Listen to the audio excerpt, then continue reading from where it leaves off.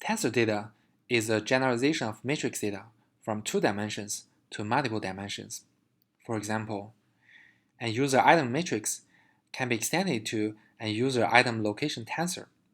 So tensors represent triple interactions or even higher order interactions. If you take a look at our daily applications, tensor data is actually everywhere. For example, it can be from analyze click logs, drug tests, code repositories, or online transactions. So the analysis of tensor data closely connects to many important tasks, such as malicious behavior detection, community structure discovery, and product recommendation. But tensor analysis is quite challenging. First, the relationship between different tensor dimensions can be quite complicated and highly nonlinear. And second, tensor data is usually extremely sparse. There is only a tiny portion of non-zero elements. The majority of tensor elements are simply zero. And third, tensor data is often of large size in both the number of tensor elements and length of tensor dimensions. Our work aims to address those challenges for tensor analysis. We first proposed a flexible Gaussian process tensor factorization model. Flexible means that our model can use any subset of tensor entries for factorization.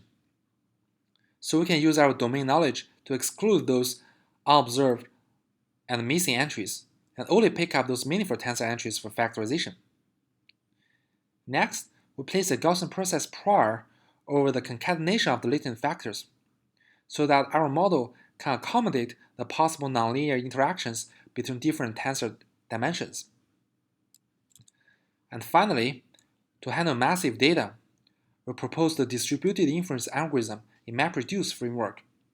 To do that, we first propose 2 tight variational lower bounds for continuous and binary tensor data. Those tight bounds have already absorbed the optimal variational posteriors, so that we do not need to consider the inefficient sequential EM procedure. Instead, we only need to construct a distributed optimization algorithm.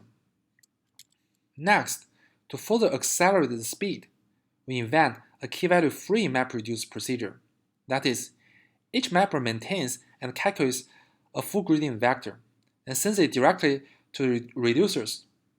Reducers sum up them together to get a true gradient vector.